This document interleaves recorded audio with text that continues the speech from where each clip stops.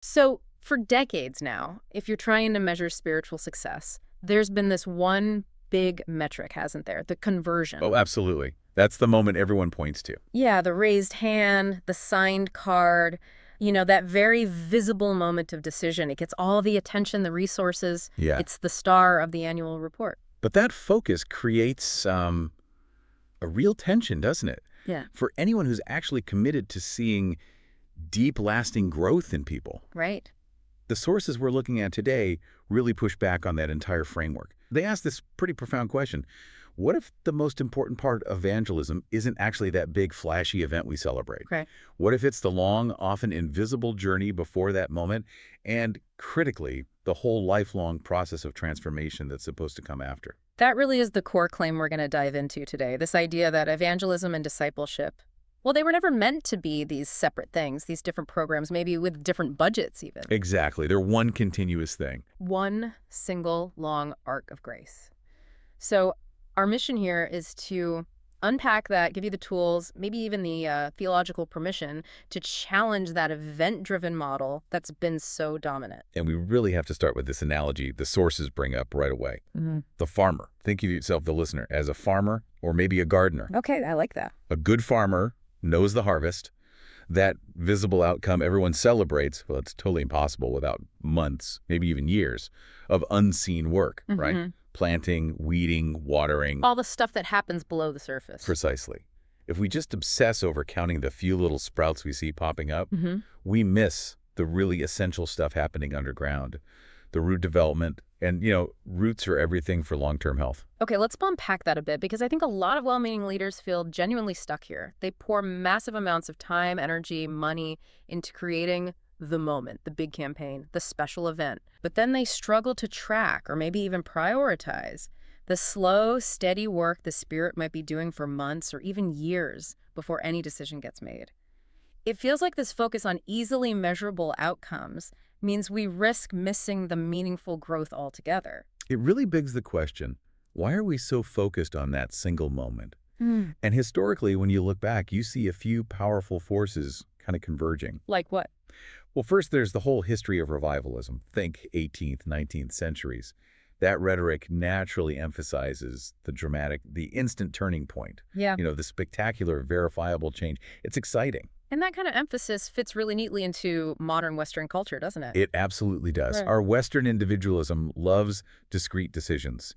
We like clean individual data points we can count. Right. So you take that impulse and you combine it with these programmatic ministry models that, let's be honest, often need clear, countable metrics for reporting, for fundraising. Yeah. Suddenly the decision count becomes the main currency. It's perfect for the quarterly review mentality, isn't it? So, okay, if the metric we end up chasing is the conversion count, what actually happens to the person we're trying to reach? What's the real danger in focusing so much on just the numbers? The sources point to two big dangers here. Yeah. The first is it kind of inevitably creates what they call consumer spirituality. Explain that. You end up treating people like one-time decision makers rather than long-term apprentices. It's like you've closed the deal, right? So now the follow-up, the integration, it just feels less urgent. Which leads to high churn, I imagine. People come in fast, maybe leave just as fast because the focus was never really on sticking around, on being formed. Exactly. And the second danger, which I think might be even more insidious, is relying on these misplaced metrics for assurance. Misplaced assurance metrics. Precisely. If counting decisions is the only measure of success, then the long-term, often expensive work of deep discipleship, the watering, the tending, it gets severely under-resourced, or gets outsourced to maybe a small group leader who hasn't really been equipped for that deep, slow work. So we end up equating a quick verbal yes with the completion of the spiritual journey. That's the risk. So to counter that hyper-focus on the instant conversion, we need to look back at how the Bible itself talks about spiritual growth. I mean, Jesus certainly talks about a new birth. That's immediate. It's definitive. Crucial. But he constantly pairs that idea with images of slow growth. Think about the seed that grows secretly, in Mark 4. It just highlights this slow, often unseen development. It gives us this beautiful, necessary tension. Yes, God acts decisively, sovereignly.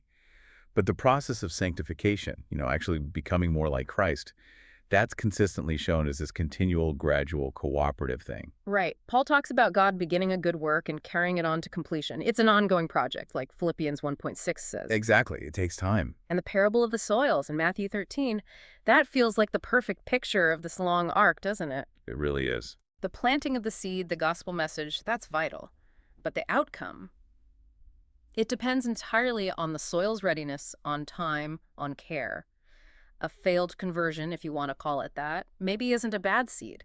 Maybe it's bad soil that wasn't prepared, or soil that wasn't tended after the first little sprout appeared. Conversion is absolutely critical, but it's the initial planting, not the final harvest. Right. So if that's the theological why reframing our thinking, then let's move to the practical side, the how.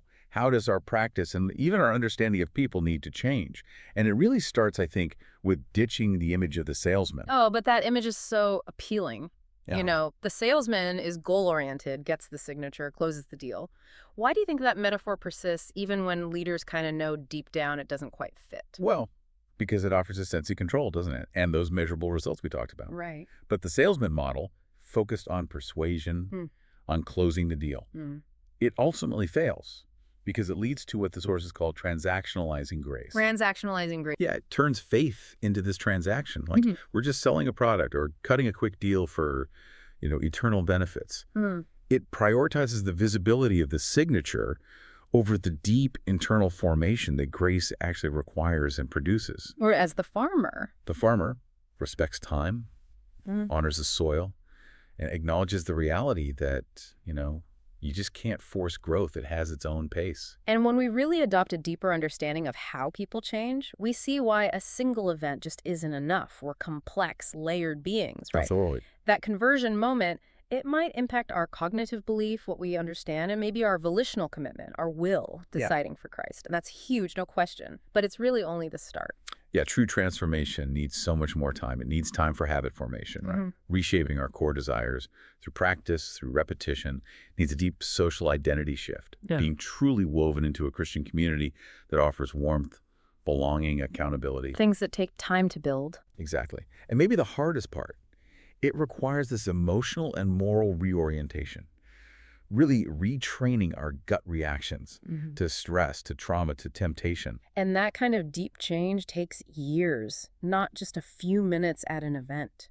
Which brings us back to Paul's farming language in 1 Corinthians 3, that verse, I planted, Apollos watered, but God gave the growth. It becomes this incredibly helpful lens, doesn't it? It offers so much relief to the potentially overwhelmed leader. Oh, it's hugely instructive. Paul clearly lays out the roles. Planting, that's the initial sharing of the gospel witness, sowing the seed. Okay. Watering, that's all the sustained care, the teaching, the pastoral presence, the patient work of encouraging people, walking with them through tough times. And the growing. The growing. That's the sovereign, mysterious increase that only God gives. We're actually freed from this illusion of control, this idea that we have to make it happen. We just have to be faithful gardeners.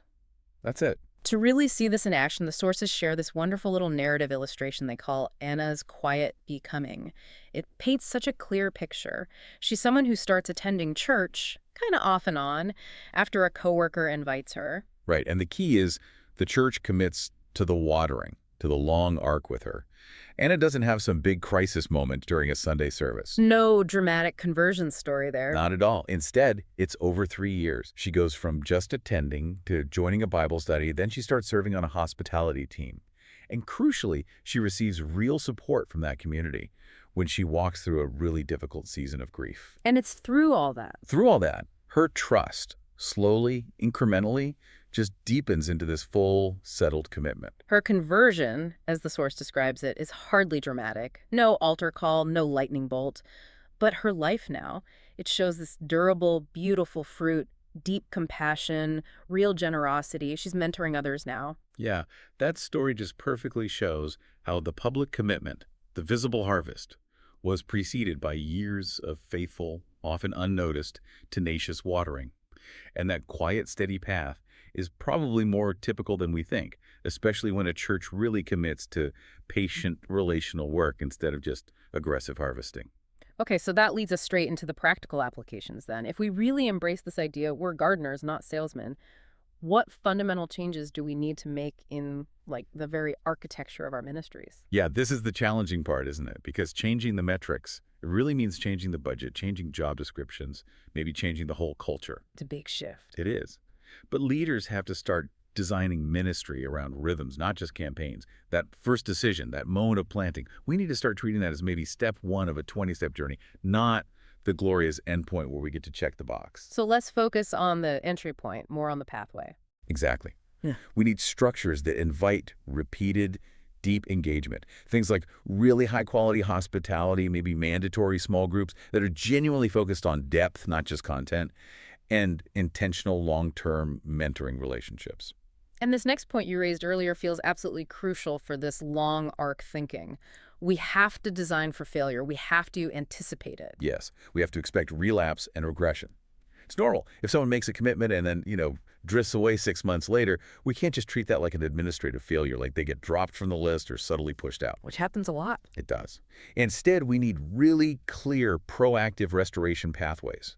Systems built on persistent, patient love, reflecting that posture of the Father in Luke 15, right? We have to be willing to chase the one, knowing that setbacks and drift are just part of the long, often messy process of growth. So, practically speaking then, for someone listening who's trying to engage a friend or neighbor, what does this look like? We need some concrete tools for this relational way of thinking. We're moving away from the sales pitch towards something different. The source material talks about a conversations scaffold. Yeah, it's a helpful frame. It outlines 5 critical moves for evangelism, understood primarily as trust building. And the focus shifts entirely from talking at someone to listening to them. Okay, what's the first move? The first, and honestly the most important, is just listen well. The sources emphasize this.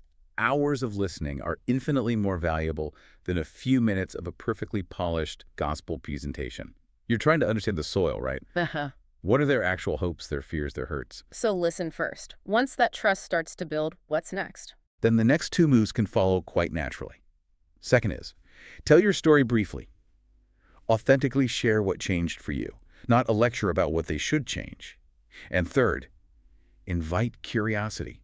Ask good, open-ended questions that encourage reflection, gently moving maybe from the personal toward the spiritual. Okay, listen, share your story. Invite curiosity. What's fourth? Fourth is crucial. Offer a small next step. And notice it's small. It's not make a decision for Christ right now. It's more like, hey, would you want to come grab a meal sometime? Or join my book club, we're reading this interesting memoir. Or maybe come serve with us on this community cleanup project next Saturday. So it's an invitation into community, not just into agreement. Exactly, an invitation to belong before they necessarily believe everything. And then the 5th move, which is truly the heart of the watering process, is follow up relationally persistent presence. Just keep showing up. You stay in their life. You check in. You don't apply pressure, but you remain this constant, warm, available presence, modeling the very love you hope they'll eventually embrace. That makes sense. It's relational, it's patient. Okay, but then there's the leader's question. If we aren't primarily counting decision cards anymore, how do we measure wisely? What are the leading indicators of root health that we should be tracking? Yeah, that's the million-dollar question for shifting the culture. This is where we stop just counting the visible sprouts and we start trying to gauge the depth of the roots. How do we do that? We have to shift our focus to tracking inputs and intermediate outcomes that reflect lasting formation, not just those immediate outputs. So we track things like spiritual practices adopted. Are people actually sustaining things like daily prayer or Bible reading 6 months in, a year in? Okay, practices. What else? Growth in moral choices. Are we seeing tangible evidence of the fruit of the Spirit? More patience, more generosity, more kindness, and crucially, depth of relationships. Are people genuinely integrated into the community? Do they have a mentor? Are they maybe starting to mentor someone else? And I suppose the ultimate lagging indicator, the one that really tells you if the long arc strategy is working over time, is retention and reproduction, right? Absolutely. Who is still here and actively growing 1 year, 3 years, 5 years later? That's a huge indicator. And are those people who have stuck around and grown, are they now reproducing? Are they naturally inviting others into this same process, showing that the formation is actually stuck and is now overflowing? Yeah, these indicators, they definitely require more relational data gathering than just counting hands. But they tell a much truer story of real transformation. They really do. Wow. This has been a really necessary and I think profound challenge to how things are often done. We're talking about a fundamental shift, aren't we? From seeing evangelism as this short sprint to get decisions to viewing discipleship as a lifelong marathon of deep transformation. Exactly. And it's not just about finding a better method or technique. It's really about recovering the heart of the mission itself, which values that patient, tenacious, loving presence. And connecting this back to the bigger picture, we have to address that common objection that probably comes up for people. Doesn't this long arc approach kind of downplay the urgency of the gospel? It's a fair question, but the answer, drawing from these sources, is a really firm no. The long arc doesn't diminish urgency, it redefines it. It demands an urgency of love, a consistent, tenacious presence, faithful sowing day in and day out, rather than the sort of panic of just trying to score quick decisions. So it's the urgency of the farmer, not the salesman. Precisely. The farmer works hard, works urgently to prepare the soil, plant the seed, pull the weeds every single day, Hmm. but ultimately, humbly, surrenders the final harvest to the chief gardener, to God. That humility and patience, that feels like the core spiritual discipline required for stewarding this kind of true, lasting growth. So, okay, here's the challenge we want to leave you, the listener, with the provocative question to maybe mull over as you think about your own context, your own ministry mindset. What is the one visible metric, the easily countable thing that you rely on most heavily right now? And thinking about this long arc, what's one unseen practice? Maybe it's dedicating more time to deep listening. Maybe it's investing in deeper mentoring relationships. Maybe it's just being more persistent in relational follow-up. What unseen practice will you invest in this week to better steward the long, holy arc of grace in the lives of people around you?